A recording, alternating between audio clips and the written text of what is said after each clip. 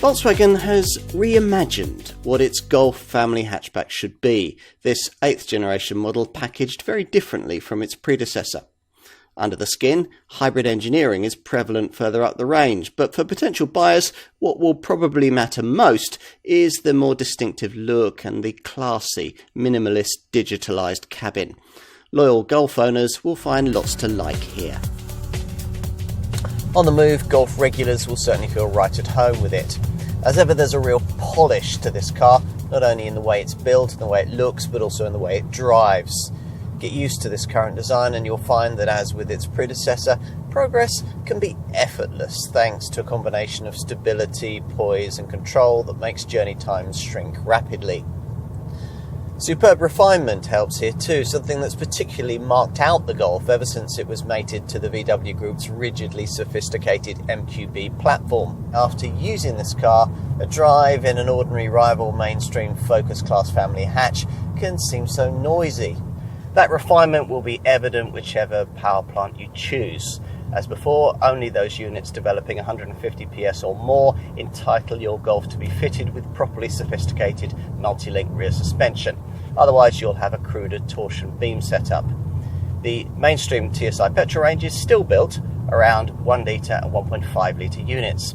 The 3-cylinder 1 litre version gets 110 PS, and the 4-cylinder 1.5 is offered in either 130 PS guise or in the 150 PS form that I'm trying today. The more powerful version also available, provided you specify a DSG Auto gearbox, with the option of Volkswagen's mild hybrid e-TSI tech. In that form, it returns WLTP rated figures of up to 49.2 miles to the gallon on the combined cycle and up to 130 grams per kilometre of CO2. The technology equating, so Volkswagen claims, to efficiency gains of up to 17%.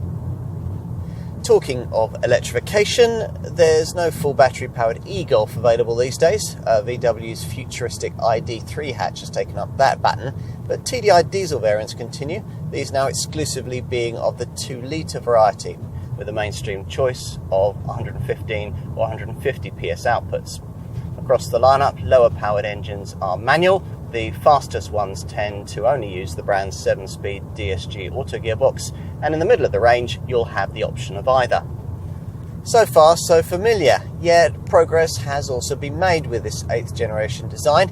This car does more than just drive like a Golf. Turns sharply into a bend, and if you happen to be familiar with the previous Mark 7 version, you'll notice that this Golf 8 responds a little more directly, especially in the first few degrees of lock. So its reactions feel fractionally faster, allowing you to more confidently place it at corner entry, helped by the standard XDS torque vectoring system. If you pay the extra for the brand's improved DCC Dynamic Chassis Control Adaptive Damping setup, you'll benefit from a new Driving Dynamics Manager system that coordinates the DCC damping with the XDS torque vectoring, so as to always allow your Golf to select precisely the right control system at the right time for any driving manoeuvre. What else? Well, there are more sophisticated Golf variants if you've the money to fund them. There's the GTE plug-in hybrid, which uses a 1.4 litre TSI petrol engine mated to a 6-speed DSG Auto gearbox, along with an 85 kilowatt electric motor powered by a now much larger lithium-ion battery that allows for an all-electric driving range of up to 36 miles. The GTE's total output is 245 PS, which, possibly not coincidentally, is the same as that boasted by the 8th generation Golf GTI hot hatch, which, as ever, uses a conventional 2-litre TSI petrol turbo unit, an engine also available in uprated 330 PS form in the top Golf R Super Hatch, which has standard 4-motion 4-wheel drive. Completing the range of further Golf options, there's the GTD, an auto-only diesel hot hatch variant with a GTI-style handling setup that uses the 2-litre TDI engine in a 200 PS state of tune. Across the range, there's a clever new travel assist system, which is either standard or optional depending on the trim level you select, and enables partially assisted so-called Level 2 autonomous driving, thanks to use of the standard adaptive cruise control and lane assist systems. The previous generation model had a traffic jam assist setup that could enable it to do this kind of thing in low-speed traffic queues. But with travel assist, autonomous driving will work at speeds of up to 130 miles an hour, provided that your hands are firmly on the wheel. The Golf has always been one of those cars that almost everyone recognises. That should continue with this 8th generation version, but you certainly know in advance that it was a slightly more progressive interpretation of a classic theme, an indicator of the present, according to head of Volkswagen Group Design Klaus Bischoff. The silhouette here seems a little more stretched and dynamic than before, but actually the compact dimensions aren't that much different to those of the previous generation model, though it is 26mm longer. The main talking point, though, is the way the designers have changed the front end, with its lower nose and slimmer grille flanked by full LED headlights. At the back, there's the same clean, sharp finishing that's always pleased Golf customers, but perhaps more of a chiselled look this time round, with wide LED tail lamp clusters and a more sculpted bumper arrangement, disguising the fact that this 8th generation model is 10mm narrower and sits 36mm lower than its predecessor.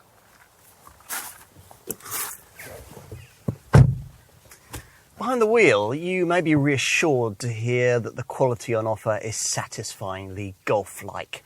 The classy full-width strip of vents we first saw in the Mark 8 Passat embellishes the mid-level of the fascia, below a smart trim-dependent decor strip. Ambient multicoloured lighting is now standard, and the lower centre console's now much wider, delivering something of the feel of a larger, more expensive car. The big news here is this cabin's so-called digital revolution. This Mark 8 Golf's InnoVision cabin concept, seeing a 10-inch Discover Media Navigation Centre Dash touchscreen matched with a digital Cockpit Pro instrument binnacle display of the same size. Now, conventional switches have been replaced by capacitive touch buttons, and there's a clever new optional Hello Volkswagen intuitive voice control system. What would you like to do? Thank you. If you were waiting for the Golf of the future, here it is. Let's take a seat in the rear. Thanks to the extra 16mm of length between the wheels with this Mark 8 design, there's a fraction more legroom than there was before. So a pair of 6-foot adults could now be accommodated reasonably here, providing front seat occupants don't slide their seats fully back. Let's finish this segment by taking a look in the boot, the catch for which, as usual, is activated by pushing this centre tailgate badge. Your Volkswagen salesperson may well be keen to reference the fact that the 381-litre space provided here is 40 litres more than you get in a rival Ford Focus. Pushing forward the conventional 60-40 split rear bench that you do get frees up 1,237 litres of space across a load area that'll be virtually flat if you have the boot floor in its upper position.